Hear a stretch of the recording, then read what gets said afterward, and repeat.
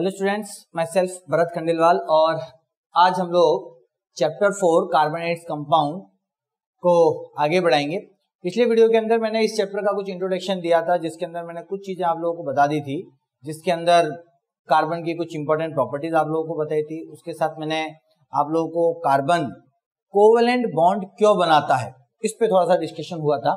ठीक है, अब हम लोग इसको थोड़ा सा प्रॉपर नोट्स के साथ और हम लोग इसको आगे बढ़ाएंगे। तो chapter 4 carbon and compound, main चीज स्टार्टिंग वहीं से करेंगे, जो इसकी मेन जो एक प्रॉपर्टीज कह लें या मेन इसके कैरेक्टरिस्टिक्स हैं, कुछ इसकी बेसिक जानकारी जो है वो हम लोग देख लेते हैं। सबसे पहले इसका सिंबल प्रॉपर सी से इसे डिनोट किया जाता है। आप लोगों ने एलिमेंट की लिस्ट देखी होगी, तो उस लिस्ट में आपके 6th एटॉमिक नंबर पर ये आपका सिंबल आता है। इसको हम लोग C612 इस तरीके से C612 के फॉर्म में भी हम लोग लिख सकते हैं। प्रॉपर लिखने का तरीका यही होता है किसी भी एलिमेंट को, और इसमें नीचे का नंबर और ऊपर के नंबर दो अलग चीजों को बताते हैं। आप लोगों को पता था, मैंने बताया था पहले भी कि ये जो है आपकी क्या होता है, एटॉमिक नंबर होता है और ये आपका मास नंबर होता है। ठीक है, चलें। Atomic number of carbon is 6। इसके बाद आपके जो number of proton 6, number of electron 6, number of neutron 6, atomic mass जो मैं यहाँ बता चुका हूं, ये ऊपर की तरफ जो नंबर लिखा होता है इसी को बोलते हैं एटॉमिक मास या mass number, that is your 12। इसके साथ आपके location in the periodic table, periodic table में इसकी लोकेशन कहाँ आएगी, मैंने आपको बताया था पीरियोडिक टेबल में ये सेकेंड पीरियड और आपके 14th ग्रुप के अंदर आता है। अगर आपके पास पीरियोडिक टेबल है, बुक में आपके दिया हुआ है, चैप्टर नंबर 5th जो है उसके अंदर पूरी पीरियोडिक टेबल दी हुई है, और उस पीरियोडिक टेबल में आप अगर आइडेंटिफाई करेंगे कि कार्बन की पोजीशन कहाँ है, तो आपको मिलेगा सेकंड पीरियड। सेकंड पीरियड मतलब हॉरिजॉन्टल जो लाइन है, तो सेकंड लाइन के अंदर मिलेगा। और ग्रुप नंबर 14 मतलब वर्टिकल जो लाइन है उसमें 14th जो आपकी लाइन है उसके अंदर ये एलिमेंट आपको मिल जाएगा। क्लियर। इसके बाद आपके इलेक्ट्रॉनिक कॉन्फ़िगरेशन, इसके नंबर ऑफ इलेक्ट्रॉन्स कितने हैं 6, तो 6 इलेक्ट्रॉन है, तो कॉन्फ़िगरेशन क्या बनेगा 2 और 4। तो 2 और 4 के शेल में 2 चला जाएगा, एल शेल में 4 चले जाएंगे इलेक्ट्रॉन्स। आपके सामने यहाँ पर जो ये स्ट्रक्चर बना हुआ है, इसके अंदर आप देखें इस तरीके से अगर मैं बताऊं, तो फर्स्ट शेल के अंदर 2 इलेक्ट्रॉन है और सेकेंड शेल के अंदर आपके 4 इलेक्ट्रॉन्स हैं। सेंटर में न्यूक्लियस बताया गया है, न्यूक्लियस में कितने प्रोटॉन बताए गए हैं, 6 प्रोटॉन बताए गए हैं। क्लियर चीज। इसके साथ आपके वैलेंसी की अगर हम लोग बात करें तो वैलेंसी कितनी हो जाएगी 4। क्यों 4? क्योंकि लास्ट में 4 है, और जब किसी के पास 4 इलेक्ट्रॉन होते हैं वैलेंस शेल के अंदर, तो उसकी वैलेंसी जो है वो क्या बन जाती है, वो 4 बन जाती है। अब 4 कैसे होती है, या तो 4 लेगा या 4 इलेक्ट्रॉन देगा या 4 की शेयरिंग करेगा, ये 3 ऑप्शन, और तीनों ही कंडीशन के अंदर उसे 4 इलेक्ट्रॉन का लेन देन करना है। और जब उसकी 4 इलेक्ट्रॉन की अगर कुछ भी अगर वो लेना देना कर रहा है, तो इसका मतलब उसकी वैलेंसी जो है वो क्या बनेगी, 4 बनेगी। ठीक है। नाउ नेक्स्ट, अब ये आपके इसमें occurrence of carbon, next topic जो है वो क्या है आपका, ऑक्यूरेंस ऑफ कार्बन। क्या मतलब है कि हमें कार्बन कहां कहां प्राप्त होता है, किस किस फॉर्म में कार्बन हमें प्राप्त होता है, ये चीज हम लोगों को समझनी है। पहले भी जब मैंने चैप्टर स्टार्ट किया था, मैंने आपको बताया था कि कार्बन एक तरीके से नेचर में सब जगह आपको देखने को मिलेगा। इसकी एक स्पेशल चीज भी मैंने आपको बताई थी कि ये कार्बन अकेला एक ऐसा एलिमेंट है जो इतने सारे कंपाउंड बनाता है कि बाकी सारे एलिमेंट मिलके भी इतने कंपाउंड नहीं बना सकते। तो इसका मतलब carbon is a versatile element जो बहुत जगह आपको बहुत अलग अलग रूपों में देखने को मिलता है। तो हम लोग यही समझते हैं कि कार्बन हमें किस किस फॉर्म में या कहां कहां देखने को मिल सकता है, किस किस के अंदर इसकी प्रेजेंस पाई जाती है। सबसे पहले एटमॉस्फेयर के अंदर हम लोग बात करें तो एटमॉस्फेयर में मोस्टली आपको ये 0.03% के रूप में CO2 के फॉर्म में मिलेगा। किसके अंदर, CO2 के फॉर्म में। हवा के अंदर कार्बन कौन से फॉर्म में, कार्बन डाइऑक्साइड के फॉर्म में। तो कार्बन डाइऑक्साइड कितनी है हवा में, एयर में, उसका परसेंटेज अगर कैलकुलेट करो तो दैट इज 0.03%, कहने को काफी कम है, बट ये आपके इफेक्ट बहुत ज्यादा करता है। Then next, in earth crust 0.02% as mineral. Earth crust के अंदर, अर्थ के अंदर मिनरल के फॉर्म में कितना है, तो मिनरल के फॉर्म में ये है 0.02%। क्लियर चीज। इसके बाद ये मिनरल के अंदर कौन कौन सी मिनरल के फॉर्म में मोस्टली पाया जाता है, तो या तो कार्बोनेट, आपने देखा होगा CO3 लगते हैं कई के पीछे, जैसे Na2CO3 है ना, CaCO3 है ना, ZnCO3, तो ये आपके कार्बोनेट के फॉर्म में आपके कार्बन है, तो ये मिनरल के फॉर्म में हो गया। तो इस तरीके से मिनरल के फॉर्म में कार्बोनेट या हाइड्रोजन कार्बोनेट, जिसको हम बाइकार्बोनेट भी बोलते हैं, आप लोगों को पता होगा, जैसे NaHCO3, तो जिसमें ये HCO3 लग रहा है, that is your hydrogen carbonate या बाइकार्बोनेट। तो कार्बोनेट, बाइकार्बोनेट, कोल और पेट्रोलियम के फॉर्म में अगर मैं देखूं कि अर्थ क्रस्ट में कार्बन कितना है, तो दैट इज 0.02%। क्लियर चीज। चलिए now next, all living organism, that is living being की बॉडी में भी इसकी मात्रा पाई जाती है, मैंने आपको बताया था।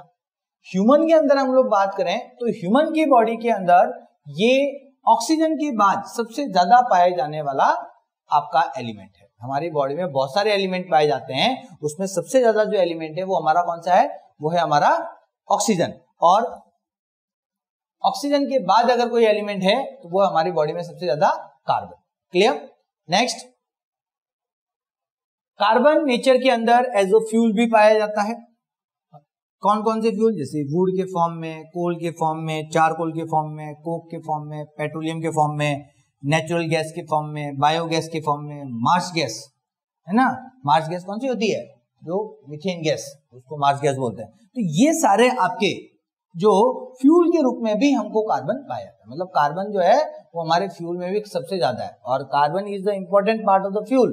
अगर उस फ्यूल में कार्बन नहीं है तो वो हमारे किसी काम का नहीं है, क्योंकि कार्बन के जलने से ही उसमें से एनर्जी निकलती है, हीट जो प्रोड्यूस होती है, फ्यूल को जलाते हो और जो हीट प्रोड्यूस हो रही है वो हीट किस वजह से हो रही है, उस फ्यूल के अंदर जो कार्बन है, C+O2 की जब रिएक्शन होती है, CO2 बनता है, इसके साथ आपके हीट प्रोड्यूस होती है। तो अगर ये रिएक्शन नहीं हुई तो आपकी हीट नहीं बनेगी, और हीट बनाने के लिए रिएक्शन करनी है, ये रिएक्शन के लिए कार्बन जरूरी है। तो फ्यूल में क्या होना चाहिए, कार्बन होना चाहिए। तो कार्बन आपके एक तरीके से बहुत इंपॉर्टेंट है। अब और कार्बन का, कार्बन प्योर फॉर्म में भी नेचर में है, कार्बन आपके कई और फॉर्म में भी है जिसमें प्योर फॉर्म आते हैं। प्योर फॉर्म कौन से है कार्बन की, पता होगा आपको। तो कार्बन के प्योर फॉर्म में है आपके डायमंड, ग्रेफाइट एंड फुलरिन। ये आपके कार्बन के ऐसे फॉर्म जो प्योर फॉर्म माने जाते हैं, जो डायमंड, ग्रेफाइट और फुलरिन। तो इस तरीके से आपके कार्बन का ऑक्यूरेंस, कार्बन नेचर में किस किस फॉर्म में हमें मिल सकता है, कितने परसेंटेज में कहाँ मिल सकता है, कुछ मैंने आपको आइडिया दे दिया। इजी है, ये पहले मैं डिस्कस कर चुका हूं काफी सारी चीजें, इसलिए थोड़ा सा स्पीड में चल रहा हूं मैं। Now next, formation of covalent bond. हमने एक चीज स्टार्टिंग में थोड़ा सा मैंने बताया कि कार्बन जो होता है वो मोस्टली कोवेलेंट बॉन्ड बनाता है, पिछली वीडियो में इस चीज को बता चुका हूं, ठीक है। तो वो कोवेलेंट बॉन्ड कैसे बनाता है, इसकी थोड़ी सी हम लोग जानकारी लेंगे। पहले हम लोग थोड़ा सा ये समझ लें कोवेलेंट बॉन्ड एक्चुअली होते क्या है, कैसे बनते हैं। क्लियर। तो what do you mean by covalent bond? Covalent bond is a chemical bond, ये एक तरीके का केमिकल बॉन्ड है which is form by the sharing of electron between two atoms, या आपके दो या दो से ज्यादा एटम के बीच में जब इलेक्ट्रॉन्स की शेयरिंग होती है ना, जब दो एटम आपस में इलेक्ट्रॉन्स की शेयरिंग करते हैं, तो इलेक्ट्रॉन की शेयरिंग की वजह से जो आपका बॉन्ड बनेगा उसे हम लोग बोलेंगे कोवेलेंट बॉन्ड। बॉन्ड बनाने का एक और तरीका है ट्रांसफर ऑफ इलेक्ट्रॉन। उस बॉन्ड को क्या बोलते हैं जो ट्रांसफर ऑफ इलेक्ट्रॉन से बनता है, that is called ionic bond. लेकिन जहां पर बॉन्ड आपके शेयरिंग ऑफ इलेक्ट्रॉन से बनता हो, that is called your covalent bond. Clear. चलिए, कोवेलेंट बॉन्ड के टाइप्स। अगर एक एक इलेक्ट्रॉन की शेयरिंग होता है, दो एटम दोनों से एक एक इलेक्ट्रॉन आकर के शेयरिंग हो रहा है, शेयरिंग में दो इलेक्ट्रॉन ही आ रहे हैं, तो that means that is a single covalent bond. वो आपको कौन सा कोवेलेंट बॉन्ड हो जाएगा, सिंगल कोवेलेंट बॉन्ड। अगर शेयरिंग में दोनों एटम दो दो इलेक्ट्रॉन की शेयरिंग कर रहे हैं, दो एटम है और दोनों एटम दो, भाई ये ए दे रहा है और दो इलेक्ट्रॉन बी दे रहा है, तो शेयरिंग में टोटल आ गए 4 इलेक्ट्रॉन, तो जब आपके शेयरिंग में दो दो इलेक्ट्रॉन, टोटल 4 इलेक्ट्रॉन होते हैं, then it is called your double covalent bond. Clear चीज? अगर आपके दो एटम आपस में 3-3 इलेक्ट्रॉन की शेयरिंग करते हैं, टोटल नंबर ऑफ इलेक्ट्रॉन 6 हो जाते हैं, तब आपका वो बॉन्ड क्या कहलाएगा? Triple covalent bond. एग्जांपल्स आप लोगों को बताए थे, एक बार और देख लेते हैं। जैसे सिंगल कोवेलेंट बॉन्ड का एक एग्जांपल है H2 मॉलिक्यूल।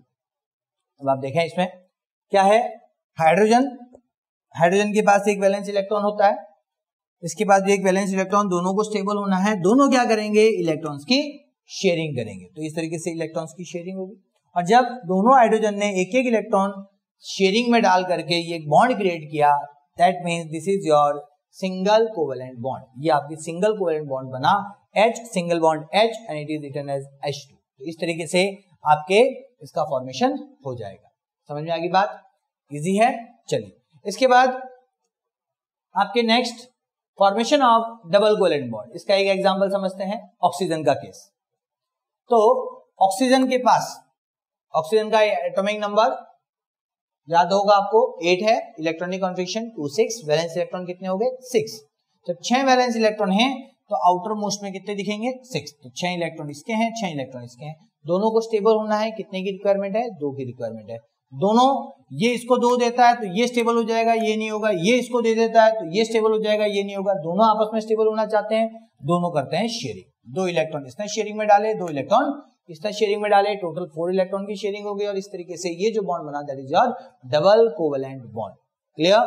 तो ये हो गया O double bond O, that means O2। ठीक है, समझ में आ रही है बात? इस तरीके से मैं थोड़ा सा स्पीड में इसलिए चल रहा हूं कि पिछला जो वीडियो है, अगर किसी को कोई दिक्कत आ रही है समझने में, तो आप इससे पहले वाला जो वीडियो है वो आप देख लीजिएगा, उसमें बड़े ही शांति से इस चीज को पूरा एक्सप्लेन किया है। ठीक है, तो अभी थोड़ा फास्ट चलूंगा मैं। नाउ नेक्स्ट एक और एग्जांपल है आपके ट्रिपल कोवेलेंट बॉन्ड का। आप देखें, नाइट्रोजन का एग्जांपल लिया गया है। नाइट्रोजन का एटॉमिक नंबर कितना होता है? 7 2 5 इलेक्ट्रॉनिक कॉन्फिगरेशन हो जाएगा, 5 वैलेंस इलेक्ट्रॉन हो गए, दोनों के पास 5-5 इलेक्ट्रॉन है, स्टेबिलिटी के लिए 3-3 की और रिक्वायरमेंट है, दोनों क्या करते हैं? 3-3 इलेक्ट्रॉन की शेयरिंग करके अपने आप को स्टेबल करते हैं। दैट मींस आप देख लें, इस नाइट्रोजन ने भी 3 इलेक्ट्रॉन दिए, इसने भी 3 दिए, इस तरीके से क्या हो गए? 6 इलेक्ट्रॉन शेयरिंग में आ गए, और इस तरीके से जो बॉन्ड बना that is called your triple bond, triple covalent bond. तो N ट्रिपल बॉन्ड N, और ये बन गया N2 मॉलिक्यूल। तो कुल मिला के एटम जो हैं वो ऑक्टेट कॉन्फ़िगरेशन प्राप्त करना चाहते हैं, और जब ऑक्टेट कॉन्फ़िगरेशन प्राप्त करने के लिए जितने इलेक्ट्रॉन की शेयरिंग करनी पड़ी है, उतने ही तरीके का बॉन्ड, उसी टाइप का बॉन्ड आपका कहलाएगा।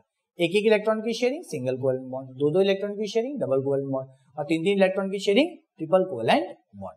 क्लियर चीज? तो ये आपके 3 टाइप के बॉन्ड जो कोवेलेंट बॉन्ड है वो बनते हैं। ठीक है, इसमें 4 इलेक्ट्रॉन की शेयरिंग कोई ना दिखाए कभी, ऐसा बॉन्ड नहीं होता। चलिए अब बढ़ते हैं आगे। कुछ एग्जाम्पल और मैं आप लोगों को बता देता हूं। जैसे HCl का फॉर्मेशन जो होता है, उसमें भी आपके इस तरीके से हम बता सकते हैं कि ये हाइड्रोजन और क्लोरीन, हाइड्रोजन के पास 1 इलेक्ट्रॉन है, क्लोरीन के पास 7 इलेक्ट्रॉन है, इसे स्टेबिलिटी के लिए 1 इलेक्ट्रॉन चाहिए, इसे भी स्टेबिलिटी के लिए 1 इलेक्ट्रॉन चाहिए। क्या हो जाएगा? ये आपस में क्या करेंगे? इलेक्ट्रॉन की शेयरिंग करेंगे, और इस तरीके से आप देख लें, जब ये दोनों आपस में साथ में आते हैं तो एक इलेक्ट्रॉन की शेयरिंग हो गई, ये वाला हाइड्रोजन का, ये क्लोरीन का, और इस तरीके से एक इलेक्ट्रॉन की शेयरिंग की वजह से ये जो बॉन्ड बना that is H single bond Cl, और जब ये H सिंगल बॉन्ड Cl मतलब ये सिंगल बॉन्ड आ गया, और ये फॉर्मेशन किसका हो गया? HCl। क्लियर चीज? समझ में आ गई बात? तो इस तरीके से ये आपके कोवेलेंट बॉन्ड, सिंगल बॉन्ड यहाँ पर भी आप देख सकते हो।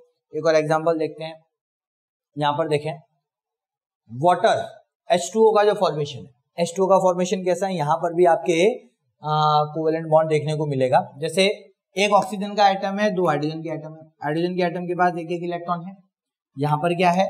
इसके पास 6 इलेक्ट्रॉन है। अब इसको 2 चाहिए और इनको 1 चाहिए, तो अब ये क्या करेंगे? तो ऑक्सीजन क्या करेगा? 1 इलेक्ट्रॉन की शेयरिंग इसके साथ करेगा, तो 1 इलेक्ट्रॉन और इसके पास पहुंच गया, इसको 1 मिल गया, ये स्टेबल, इसके पास 7 हो गए, ये इसके साथ और 1 शेयरिंग कर लेगा, तो इसको 1 मिल गया, ये स्टेबल, इसको इस शेयरिंग से इसको 1 और मिल गया, तो 7 के हो गए 8।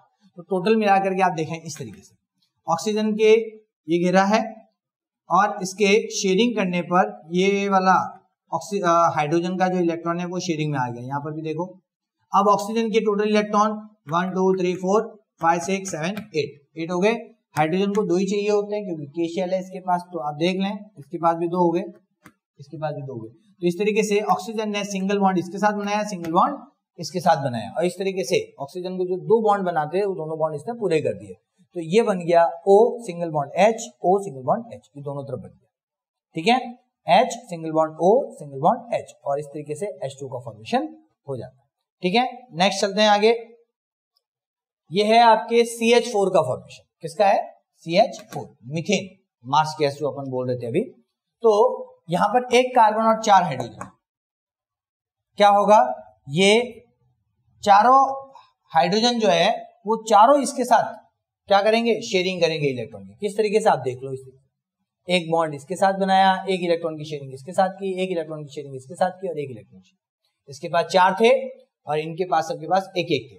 तो इस तरीके से चारों इलेक्ट्रॉन 4 हाइड्रोजन के साथ शेयर हो गए, और आपके finally C single bond H, C single bond H, C single bond H, C single bond H। ये C ने 4 सिंगल बॉन्ड वाले आपके फॉर्मेशन तैयार किया, और इस तरीके से ये बन गया CH4।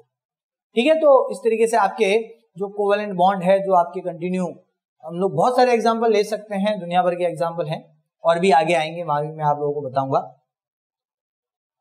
हाँ, एक बहुत इंपॉर्टेंट क्वेश्चन कई बार आता है, फॉर्मेशन ऑफ S8। S8 का फॉर्मेशन कैसे होता है? ये कई बार आता है कि बताओ साहब S8 में कैसे इलेक्ट्रॉन शेयर हुए, किस तरीके से इसका फॉर्मेशन होता है। तो मैं आपको बता दूं कि सल्फर के 8 एटम्स आपस में इलेक्ट्रॉन की शेयरिंग करते हैं। एक सल्फर का एटम एक इलेक्ट्रॉन इस तरफ वाले सल्फर से कर रहा है, और एक इलेक्ट्रॉन इस तरफ वाले सल्फर से शेयर कर रहा है। इस तरीके से सिंगल बॉन्ड यहां बचा, सिंगल बॉन्ड यहां बना। इसको अगर मैं बनाऊं तो ये आपके इस तरीके से बनता है।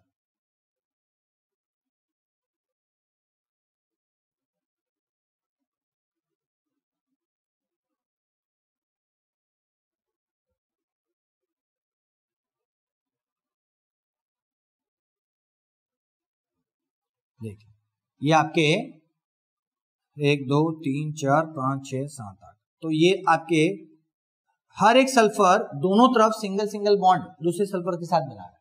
तो आप देख लें, सल्फर का जो आपके पास कॉन्फ़िगरेशन है, एटॉमिक नंबर क्या होता है इसका, बताइए जरा।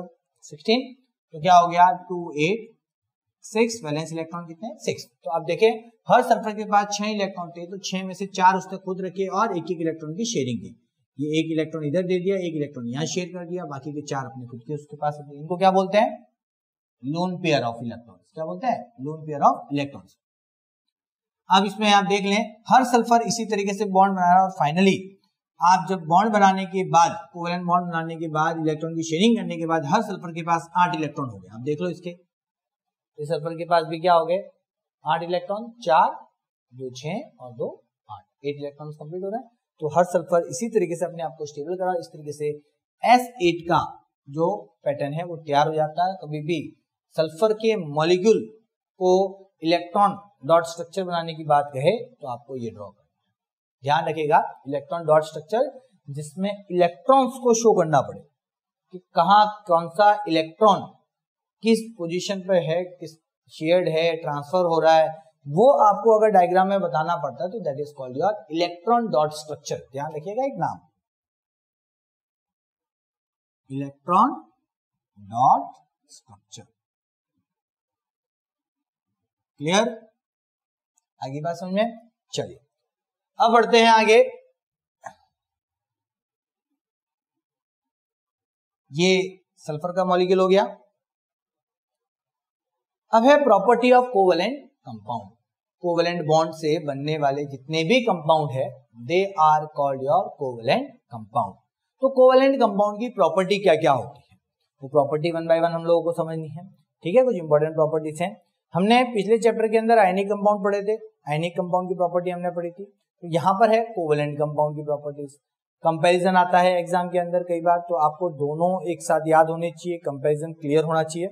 चलिए मैं एक एक करके प्रॉपर्टीज आप लोगों को बता देता हूँ। सबसे पहली चीज इसके अंदर क्या बताई गई है कि आपके कार्बन आपके कोवेलेंट कंपाउंड जब बनता है तो वो कैसे बनता है। तो covalent compound are form by sharing of electron between 2 और मोर एटम। कोई कंपाउंड जिसमें एटम आपस में क्या करे, इलेक्ट्रॉन्स की शेयरिंग करके उस कंपाउंड का फॉर्मेशन कर रहे हैं, तो वो कंपाउंड क्या हो जाएगा? Covalent compound. क्लियर चीज? तो फर्स्ट है the compound form by sharing of electron between two और more atoms. Then intermolecular force is smaller और weaker than intermolecular force in ions ionic compound. Ionic compound में intermolecular force जो होता है वो आपके काफी मजबूत होता है, स्ट्रांग होता है, जबकि आपके कोवेलेंट कंपाउंड के अंदर इंटरमोलिकुलर फोर्स जो है वो क्या होता है, काफी वीक होता है. Clear? Covalent bond are weaker than ionic bond. Covalent bond जो होते हैं वो आयनिक बॉन्ड से क्या होते हैं, कमजोर होते हैं. सीधी सीधी बात है. एज इसीलिए as a result the covalent compound has a low melting and boiling point. अब क्योंकि उनके एक बोलते हैं वीकर बॉन्ड जो है वो कमजोर है, कमजोर बॉन्ड हुआ तो क्या हुआ, जैसे ही हल्का सा हीट करोगे, थोड़ा सा टेम्परेचर हाई मिला, क्या हो जाएगा, वो इजीली ब्रेक हो जाएगा. इसलिए इनका मेल्टिंग पॉइंट और बॉइलिंग पॉइंट, कोवेलेंट कंपाउंड का मेल्टिंग और बॉइलिंग पॉइंट जो होता है कंपेयर टू आयनिक कंपाउंड क्या होता है, लो होता है. आयनिक कंपाउंड काफी स्ट्रांग होते हैं, बॉन्ड स्ट्रांग है, तो वो आपके मेल्टिंग पॉइंट हाई रखते हैं, बॉइलिंग पॉइंट हाई होते हैं, जबकि कोवेलेंट कंपाउंड के अंदर मेल्टिंग और बॉइलिंग पॉइंट लो होता है. अब इसके साथ next point, covalent compound are poor conductor. अब देखिए पुअर कंडक्टर. अब पुअर कंडक्टर क्यों हुए, क्योंकि आयनिक कंपाउंड जो हमने पढ़ा था उसमें क्या था कि जब आप उसे आयोनाइज करते हो, they break into ions. Ions are charge particle and if the charge particle are present, अगर किसी जगह चार्ज पार्टिकल है तो they will be good conductor, they will act as a good conductor. वो आपके गुड कंडक्टर बिहेव करेंगे, क्योंकि current pass करने के लिए आपको चार्ज पार्टिकल की जरूरत होती है. अब कोवेलेंट कंपाउंड के अंदर किसी प्रकार की कोई चार्ज पार्टिकल नहीं है. जब आपका कंपाउंड किसी चीज में आप डाल भी दोगे तो वो आयोनाइज थोड़ी होता है, उसमें आयंस का फॉर्मेशन नहीं होता. जब आयंस का फॉर्मेशन नहीं होता, चार्ज पार्टिकल नहीं बनते, और जब चार्ज पार्टिकल नहीं बनते तो आप सोच सकते हो कि उसमें आपके करंट का पासिंग कभी नहीं होगा. तो इसीलिए कोवेलेंट कंपाउंड जो होते हैं they are bad conductor of electricity. Clear चीज? अब चलते हैं आपके आगे. They are generally insoluble. Solubility की बात कर लें. अब आपके ये जो है कोवेलेंट कंपाउंड आपके वाटर में सॉल्युबल नहीं होते. Ionic compound are soluble in water, properties बताई थी. Ionic compound are soluble in water whereas covalent compound are not soluble in water. Clear? But covalent compound are soluble in organic solvent. वो organic solvent के अंदर क्या हो जाते हैं, easily soluble है. ऑर्गेनिक सॉल्वेंट कौन से होते हैं, तो मोस्टली आपके मैं बता दूं नाम, एल्कोहल ऑर्गेनिक सॉल्वेंट में आता है, बेंजीन ऑर्गेनिक सॉल्वेंट में आता है, ईथर ऑर्गेनिक सॉल्वेंट में आता है. तो ये जो मोस्टली हाइड्रोकार्बन कंपाउंड जो हैं ये ऑर्गेनिक कंपाउंड आपके एक तरीके से ऑर्गेनिक सॉल्वेंट कहलाते हैं. और इसके अंदर ये क्या होते हैं, आपके कोवेलेंट कंपाउंड इजीली सॉल्युबल होते हैं, वो इसमें डिसॉल्व हो जाते हैं. समझ में आ रही है बात? इजी है. This are the properties of covalent compound. ये कोवेलेंट कंपाउंड की प्रॉपर्टीज आपके हो जाती है. ठीक है. अब आपके नेक्स्ट एक क्वेश्चन आता है, why carbon compound have low melting and boiling point and are poor conductor of electricity. Carbon compound जो होते हैं वो लो मेल्टिंग और बॉइलिंग पॉइंट क्यों रखते हैं, और क्यों वो करंट के या इलेक्ट्रिसिटी के पुअर कंडक्टर होते हैं. तो क्योंकि अभी हमने पहले पढ़ा कि कोवेलेंट कंपाउंड लो मेल्टिंग और लो बॉइलिंग पॉइंट रखते हैं और पुअर कंडक्टर ऑफ इलेक्ट्रिसिटी होती है. तो कार्बन के most of all compound basically क्या होते हैं, कोवेलेंट कंपाउंड या कोवेलेंट बॉन्ड से बने हुए कंपाउंड होते हैं. क्लियर? समझ लीजिए, कार्बन जो है वो ज्यादातर कंपाउंड जो है वो किस टाइप का बनाता है, वो आपके कोवेलेंट बॉन्ड से बनाता है, कोवेलेंट कंपाउंड का फॉर्मेशन करता है. क्योंकि कोवेलेंट कंपाउंड को ज्यादातर बनाएगा तो फिर उसके अंदर वही कोवेलेंट कंपाउंड की प्रॉपर्टीज आएगी. तो कोवेलेंट कंपाउंड की प्रॉपर्टी क्या है, मेल्टिंग पॉइंट और बॉइलिंग पॉइंट लो होता है, और इलेक्ट्रिसिटी के क्या होते हैं, पुअर कंडक्टर होते हैं. क्लियर? समझ में आ गई बात? ये क्वेश्चन कभी आए, ये सीधा सीधा कोवेलेंट कंपाउंड की प्रॉपर्टीज ही पूछी जा रही है, उसी के बेस पे ये क्वेश्चन है. बस सिर्फ कोवेलेंट कंपाउंड नहीं लिखे, उसने कार्बन कंपाउंड लिखा. तो हमको पता होना चाहिए कि कार्बन कंपाउंड जो होते हैं वो सारे क्या होते हैं, कोवेलेंट कंपाउंड्स होते हैं. क्लियर? चलें आगे. चलिए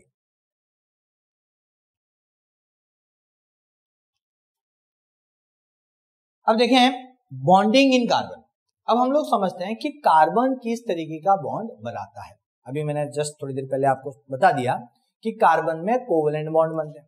लेकिन अब ये समझ लेते हैं कि साहब क्यों ऐसा क्यों करता है वो, कार्बन कोवेलेंट बॉन्ड ही क्यों बनाता है. वो आपके आयनिक बॉन्ड क्यों नहीं बनाता, क्या परेशानी है उसको, तो उस चीज को समझते हैं। सबसे पहले हम लोग इसका थोड़ा सा एटॉमिक नंबर क्या है 6, कॉन्फ़िगरेशन क्या है इसका 2,4 है, क्लियर। इस बेस पे वैलेंस इलेक्ट्रॉन 4 हो गए, वैलेंसी क्या हो गई 4 हो गई। अब आप देखें जब इसके पास 4 वैलेंस इलेक्ट्रॉन है तो ये अपने आप को स्टेबल करने के लिए क्या क्या कर सकता है, ये 4 इलेक्ट्रॉन ले सकता है ना। इसका कॉन्फ़िगरेशन अगर 2,4 है तो ये स्टेबल होने के लिए क्या क्या कर सकता है, ये 4 इलेक्ट्रॉन ले करके 2,8 का कॉन्फ़िगरेशन ले ले, क्लियर पहला केस। 4 इलेक्ट्रॉन लॉस करके ये सिर्फ 2 का कॉन्फ़िगरेशन प्राप्त कर ले, या फिर तीसरा है शेयरिंग ऑफ इलेक्ट्रॉन, और शेयरिंग ऑफ इलेक्ट्रॉन से क्या बनेगा अगेन 2,8 का कॉन्फ़िगरेशन बनेगा। अब इसके पास 3 ऑप्शन है, इलेक्ट्रॉन गेन करके, इलेक्ट्रॉन लॉस करके, इलेक्ट्रॉन शेयर करके, ये 3 तरीके से अपने आप को स्टेबल कर सकता है। अब ये क्या करता है और क्यों करता है उस चीज को थोड़ा सा आप लोगों को समझना है। पहली कंडीशन कि 4 इलेक्ट्रॉन अगर मैं लेने की बात करता हूं, गेन करने की बात करता हूं, तो it does not gain 4 electron, ये नहीं लेता। क्यों नहीं लेता, मैंने ये भी कल के वीडियो में, पहले वाले वीडियो में आपको बताया कि जब इसके पास ये मान लो न्यूक्लियस है जिसमें 6 प्रोटॉन है, ठीक है, न्यूट्रॉन की बात मैं नहीं करूंगा, बाहर इसके पास 2 इलेक्ट्रॉन यहां पर है, 4 इलेक्ट्रॉन यहां पर है, टोटल मिला के 6 है। मैं अब ये ओवरऑल 6 इलेक्ट्रॉन की बात करता हूं कि इसका पूरा ये क्लाउड है जहां पर इलेक्ट्रॉन्स हैं, और उन क्लाउड में टोटल इलेक्ट्रॉन कितने हैं 6। इनके बीच में एक नॉर्मल अट्रैक्शन लग रहा है, एक एटॉमिक साइज इसकी फिक्स है। अब आप क्या चाहते हो कि साहब ये 4 इलेक्ट्रॉन ले ले। जब 4 इलेक्ट्रॉन लेगा, मान लो पहला इलेक्ट्रॉन लिया, क्या हो गए 7 इलेक्ट्रॉन्स। 7 इलेक्ट्रॉन्स, इलेक्ट्रॉन आपस में रिपल्शन करते हैं, क्लियर, वो एक दूसरे को धक्का मारते हैं, दूर भेजते हैं, लेकिन न्यूक्लियस जो है वो उन्हें क्या करता है अट्रैक्ट करके रखता है और बांध के रखता है, क्लियर। तो ये न्यूक्लियस 6 प्रोटॉन 7 इलेक्ट्रॉन को होल्ड करके रखे हुए हैं, पॉसिबल है, चल जाएगा। एक इलेक्ट्रॉन और लिया, हो गए 8 इलेक्ट्रॉन, फिर भी कोशिश करके जैसे तैसे एडजस्ट हो जाएगा, पकड़ के रखने की कोशिश करेंगे। अब आपने किया 9, फिर आपने एक और देने की कोशिश की, 4 दिए 10। जैसे ही आपने 10 इलेक्ट्रॉन कर दिए, now this 6 proton are unable to hold this 10 electron, वो इन 10 इलेक्ट्रॉन को पकड़ के ज्यादा देर नहीं रख सकते, आएगा और कुछ ही समय में वापस इसमें से 1 या 2 इलेक्ट्रॉन निकल जाएगा। तो इसका मतलब क्या हुआ कि 6 प्रोटॉन के द्वारा 10 इलेक्ट्रॉन को पकड़ के ज्यादा देर नहीं रखा जा सकता। इसका मतलब ये वाला कॉन्फ़िगरेशन कभी क्रिएट नहीं होगा, मतलब 4 इलेक्ट्रॉन लेने की जो हम बात कर रहे हैं वो आपके पॉसिबल नहीं है, क्लियर। कारण कि 6 प्रोटॉन जो है वो 10 इलेक्ट्रॉन को होल्ड करके ज्यादा देर नहीं रख पाते। तो पहली जो संभावना थी इलेक्ट्रॉन गेन करने की तो खत्म ही हो गई। अब आपके सेकेंड केस क्या है, it does not lose 4 electron, ये 4 इलेक्ट्रॉन लूज नहीं करता, because it needs more amount of energy to lose 4 electron. अब हम लोग इसका अपोजिट बात करते हैं। आपके 6 प्रोटॉन और क्लाउड में 6 इलेक्ट्रॉन क्लाउड में 6 इलेक्ट्रॉन। आप जैसे ही इसमें से एक इलेक्ट्रॉन निकालोगे क्या बचेगा 5 इलेक्ट्रॉन पर 6 प्रोटॉन का अट्रैक्शन बढ़ जाएगा। पहले एक का अट्रैक्शन था, अब 1 इलेक्ट्रॉन पर 1 से ज्यादा प्रोटॉन का अट्रैक्शन है। तो इसका मतलब क्लाउड क्या हो गया, छोटा हो गया। जैसे ही क्लाउड छोटा हुआ, इलेक्ट्रॉन न्यूक्लियस के नजदीक चले गए। अब इन इलेक्ट्रॉन्स पर न्यूक्लियस की पकड़ ज्यादा तेज है। अब आप 1 इलेक्ट्रॉन और निकालना चाहते हो, तो पहले इलेक्ट्रॉन निकालने के लिए आपने जितनी एनर्जी लगाई थी अब उससे ज्यादा लगानी पड़ेगी। तो चलो फिर भी हमने एनर्जी दी और 1 इलेक्ट्रॉन और निकाला, बचे कितने, तो 1 इलेक्ट्रॉन और चला गया। अब 4 इलेक्ट्रॉन 6 प्रोटॉन अट्रैक्शन बढ़ गया, इलेक्ट्रॉन क्लाउड और छोटा हो गया।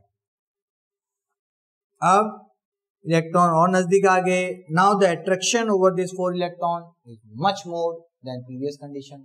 पहली कंडीशन से अब ज्यादा इस पर अट्रैक्शन लग गया। अब आप फिर इस पे एनर्जी लगाना, इलेक्ट्रॉन निकालना चाहते हो, फिर एनर्जी दो। इतनी एनर्जी आप दे नहीं पाओगे, देना बहुत मुश्किल, क्योंकि एटम की साइज जितनी छोटी हो जाती है फिर उसमें एनर्जी उसके इलेक्ट्रॉन को देना उतना ही ज्यादा क्या हो जाता है, टिपिकल हो जाता है इलेक्ट्रॉन निकालने के लिए। और एनर्जी बहुत ज्यादा देनी पड़ती है, थोड़ी देनी हो तो ठीक है, लेकिन अब तो क्या है, अट्रैक्शन इतना ज्यादा है कि आप एक छोटे से एटम में इतनी ज्यादा एनर्जी इसमें अप्लाई नहीं कर पाओगे कि ये इलेक्ट्रॉन छोड़ करके बाहर आए। तो इसका मतलब एक दो इलेक्ट्रॉन तो निकाल लोगे, लेकिन तीसरा और चौथा इलेक्ट्रॉन जब आपको निकालने का कहा जाएगा तो वो आपके लिए बहुत मुश्किल हो जाएगा। दैट मीन्स कुल मिला के ये है कि it is not possible, it does not lose 4 electron, वो 4 इलेक्ट्रॉन नहीं छोड़ेगा। तो वही है कि अब ये वाला जो हम सोच रहे थे कि ऐसा हो जाएगा, स्टेबल हो जाएगा, बट ये भी पॉसिबल नहीं है। तो ये संभावना भी क्या हो गई, खत्म। अब जब दोनों ही संभावना खत्म हो गई तो फिर कुछ तो करना पड़ेगा स्टेबल होने के लिए। तो इसने ऑप्शन अपनाया शेयरिंग ऑफ इलेक्ट्रॉन्स का। कौन सा, sharing of electron. So it share 4 electron with the other atoms. तो ये क्या करता है कि अपने 4 इलेक्ट्रॉन को आसपास आने वाले एटम के साथ क्या करता है, उन इलेक्ट्रॉन्स को शेयर करता है, उनकी शेयरिंग करता है। क्लियर। तो इसके पास 4 इलेक्ट्रॉन है, कितने शेयर करने हैं, चारों करने हैं। अब वो चारों इलेक्ट्रॉन को शेयर करके ये और 4 प्राप्त कर लेता है, इस तरीके से अपना कॉन्फ़िगरेशन क्या बना लेता है, 2-8। क्लियर। और इस तरीके से वो स्टेबल हो जाता है। तो अब ये आपको कभी क्वेश्चन आए कि कार्बन एटम इलेक्ट्रॉन शेयर करके ही या कोवेलेंट बॉन्ड ही क्यों बनाता है, तो आप बताएंगे कि पहली कंडीशन, इलेक्ट्रॉन गेन करने पर 10 इलेक्ट्रॉन हो जाते हैं और 10 इलेक्ट्रॉन को 6 प्रोटॉन होल्ड करके नहीं रख सकते, इसलिए गेन नहीं होगा। इलेक्ट्रॉन डोनेट करने की जब हम बात करें तो एटम में से इलेक्ट्रॉन निकालने के लिए बहुत ज्यादा एनर्जी की रिक्वायरमेंट होगी, 4 इलेक्ट्रॉन जो निकालने हैं, और इतनी एनर्जी उसे देना पॉसिबल नहीं है, इसलिए इलेक्ट्रॉन लॉस करने की जो बात है, उसको डोनेट करने की जो कंडीशन है वो भी पॉसिबल नहीं है। तो उसके बाद लास्ट एक ही ऑप्शन बनता है और उसी से वो अपने आप को स्टेबल करता है, that is sharing of electron with other atoms, and on this that basis it forms covalent bond, और इसलिए वो हमेशा क्या बनाता है, कोवेलेंट बॉन्ड का ही फॉर्मेशन कर पाता है। क्लियर चीज। तो ये आपका एक क्वेश्चन कई बार आ जाता है, लॉजिकली समझाना पड़ता है थोड़ा रीजन के साथ। तो पॉइंट्स आपके सामने हैं, नोट्स साथ साथ बनाते जाएं। नोट्स का पैटर्न देखो, जो मैं नोट दे रहा हूं आप लोगों को, ये नोट्स एज ए नोट्स भी है और ये आपके बहुत सारे क्वेश्चनों के आंसर भी एक तरीके से बनते जा रहे हैं। आप एग्जाम पुराने पेपर उठा के देखें, उसमें जो क्वेश्चन है उन क्वेश्चनों के आंसर एज इट इज यही बन रहे हैं, जिस तरीके से मैंने ये लिखा है। ठीक है। तो ये आपके 2-in-1 काम हो रहा है, नोट्स भी हो रहे हैं, शॉर्ट पॉइंट्स भी आ रहे हैं और आपके क्वेश्चन आंसर भी इनडायरेक्टली होते जा रहे हैं। ठीक है, चले आगे। So since carbon atom needs 4 electron, अब इसको 4 इलेक्ट्रॉन चाहिए, इसको अपने आप को स्टेबल करने के लिए कितनी की रिक्वायरमेंट है, 4 शेयरिंग के थ्रू लेने हैं। तो इसकी वैलेंसी क्या बनी, इसकी वैलेंसी बन गई 4, and that's why it is called tetravalent element. इसलिए क्योंकि ये 4 वैलेंसी रखता है, 4 इलेक्ट्रॉन्स का एक तरीके से शेयरिंग करके अपने आप को स्टेबल कर रहा है, तो ये कितनी वैलेंसी वाला एलिमेंट है, ये 4 वैलेंसी वाला है, और 4 वैलेंसी वाले एलिमेंट को क्या बोलते हैं, टेट्रावैलेंट एलिमेंट। क्लियर। तो ये टेट्रावैलेंट है, carbon is a tetravalent. Why tetravalent? Because it has 4 valency, because it takes 4 electrons in sharing. Clear? चलिए अब आपके हाउ कार्बन सेटिस्फाइड वैलेंसी। अब इसको 4 इलेक्ट्रॉन शेयर करने हैं, बट हाउ इट डज, ये कैसे करता है। 4 इलेक्ट्रॉन क्या एक साथ एक ही एटम के साथ 4 इलेक्ट्रॉन की शेयरिंग करता है, या 2 एटम के साथ करता है, या 3 एटम के साथ करता है, उसको समझते हैं। तो पहली कंडीशन, ये अपने जो वैलेंसी जो है ना, इसके वैलेंसी जो 4 है, इसको स्टेबल करने के लिए ये पहली कंडीशन, ये क्या करेगा, 4 मोनोवैलेंट एटम के साथ, इसकी वैलेंसी 4 है, लेकिन ये जिनके साथ जुड़ता है वो आपके 4 मोनोवैलेंट हो सकते हैं। फॉर एग्जाम्पल जो मीथेन है, CH4, CH4 में क्या होता है, कार्बन 4 हाइड्रोजन मोनोवैलेंट है, क्योंकि इनकी वैलेंसी तो एक ही होती है, क्योंकि एक ही इलेक्ट्रॉन को क्या करते हैं, शेयर करते हैं, इनकी वैलेंसी 1 है। तो कार्बन ने 4 मोनोवैलेंट के साथ क्या कर दिया, अपना बॉन्ड बना दिया, और इसकी तो चारों वैलेंसी पूरी हो गई और इन सबकी एक एक वैलेंसी पूरी हो गई। इस तरीके से कार्बन 4 मोनोवैलेंट के साथ अटैच होकर के भी अपनी वैलेंसी को सेटिस्फाई कर सकता है। तो पहली कंडीशन ये हो गई। दूसरी condition, by combining with 2 monovalent and 1 bivalent, और दूसरा आपके एक बाइवैलेंट के साथ। फॉर एग्जाम्पल बताएं, जैसे मैं आप लोगों को बताऊं HCHO, ये कंपाउंड, इसको क्या बोलते हैं हम लोग, किसी को नाम पता हो तो बताए। ये मेथेनॉल है, ये क्या बोलते हैं इसको, मेथेनॉल। आईयूपीएसी नेम जब पढ़ाएंगे तो मैं आप लोगों को बताऊंगा। अभी सिर्फ आप ये देखें, अब ये जो मेथेनॉल है इसका क्या पैटर्न क्या रहता है वो समझो। एक कार्बन, एक हाइड्रोजन यहां लगा दिया, एक हाइड्रोजन यहां लगा दिया और ये ऑक्सीजन के साथ, तो दो तो मोनोवेलेंट है जुड़े हुए, और एक जो है वो इसमें क्या है, बाइवेलेंट है। एक मोनोवेलेंट है और एक क्या है इसमें, बाइवेलेंट। तो इस तरीके से भी अपने आप को स्टेबल करता है। इसको तो अपनी 4 वैलेंसी सेटिस्फाई करनी है, कुल मिला के 4 बॉन्ड बनाने हैं, तो एक डबल बॉन्ड बना लिया, 2 सिंगल बॉन्ड बना लिया, यहाँ चारों 4 सिंगल बॉन्ड थे। ठीक है, एक और देखते हैं आगे। अब इसमें चलो ऊपर की तरफ बना लेते हैं इसमें, by combining with 1 monovalent and 1 trivalent, ये भी पॉसिबल है। फॉर एग्जांपल जैसे HCN, हाइड्रोजन साइनाइड, ये होता है। इसमें कैसे होता है, कार्बन जो है एक हाइड्रोजन के साथ और ट्रिपल बॉन्ड साइनाइड के साथ, अब देख लो एक ट्राइवेलेंट के साथ जुड़ गया और एक मोनोवेलेंट के साथ जुड़ गया, तो इस तरीके से क्या हो गया, ये आपके अपने जो वैलेंसी है उसे सेटिस्फाई कर रहा है। क्लियर चीज समझ में आ रहा है। तो एक पैटर्न ये रहता है। एक पैटर्न और हो सकता है, कौन सा वाला, कि आपके 2 बाइवेलेंट के साथ जुड़ जाए, ये भी कंडीशन है। तो यहां पर आपके जैसे एग्जांपल ले लें CO2, कौन सा एग्जांपल, CO2 में कैसे होगा, कार्बन डबल बॉन्ड O के साथ और दूसरा डबल बॉन्ड भी वापस O के साथ, तो ये 2 डाइवेलेंट के साथ, ये जो 2 आपके जो बाइवेलेंट जिनकी वैलेंसी 2 है उनके साथ बॉन्ड बना लिया, तो इसके तो चारों पूरे हो गए और इनकी 2-2 वैलेंसी जो है वो सेटिस्फाई हो गई। तो इस तरीके से भी हो सकता है। तो कुल मिला के कार्बन को अपनी 4 वैलेंसी पूरी करनी है, उसके लिए ये क्या करता है, 1 + 1 + 1 + 1, एक तरीका ये, एक एक वैलेंसी वाले जो हैं उनके साथ जुड़ जाए तो 4 लगाने पड़ेंगे, तो 4 मोनोवेलेंट के साथ जुड़ा। दूसरा जो है आपके क्या हो जाएगा, क्या दिया था हमने, 2 + 1 + 1, एक बाइवेलेंट और एक 2 जो है वो मोनोवेलेंट। तीसरा जो है 3 + 1, क्या है, एक ट्राइवेलेंट एक मोनोवेलेंट। और चौथा जो है वो क्या है, 2 + 2। क्लियर चीज। अब ये यहां तक मैंने कंप्लीट कर दिया।